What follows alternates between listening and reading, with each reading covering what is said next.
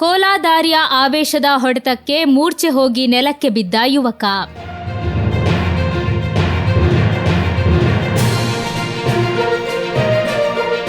ನೀಲೇಶ್ವರದ ಪಳ್ಳಿಕೆರೆ ಪಲೇರಿಕಿಝಲ್ ವಿಷ್ಣುಮೂರ್ತಿ ದೇವಸ್ಥಾನದಲ್ಲಿ ವಾರ್ಷಿಕ ಕಳಿಯಾಟ ಮಹೋತ್ಸವದ ಅಂಗವಾಗಿ ಪೂಮಾರುತನ್ ಬೆಳ್ಳಾಟಂ ದೈವದ ಆವೇಶದ ಹೊಡೆತಕ್ಕೆ ಯುವಕನೋರ್ವ ಮೂರ್ಛೆ ಹೋಗಿ ನೆಲಕ್ಕೆ ಬಿದ್ದಿರುವ ಘಟನೆ ನಡೆದಿದೆ.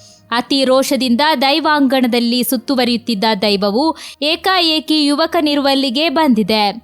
ಯುವಕ ಅಲ್ಲೇ ಗರಬಡಿದಂತೆ ನಿಂತಿದ್ದ. ದೈವ ಬಂದಾಗಲೂ ಆತ ಸುಮ್ಮನೆ ನಿಂತಿದ್ದ. ಕೋಪಕ್ಕೆ ಒಳಗಾದ ದೈವವು ತನ್ನ ಆಯುಧದಿಂದ ಹೊಡೆದಿದೆ. ಹೊಡೆದ ಏಟಿಗೆ ಆತ ಕೆಳಗೆ ಬಿದ್ದಿದ್ದಾನೆ. ನಿಟ್ಟಿಗರು ಇದು ಕೋಲಾದಾರಿಯ ಉದ್ದಟತನದ ಪ್ರದರ್ಶನ ಎಂದು ಸಾಮಾಜಿಕ ಮಾಧ್ಯಮದಲ್ಲಿ ಪ್ರತಿಕ್ರಿಯೆ ನೀಡಿದ್ದಾರೆ.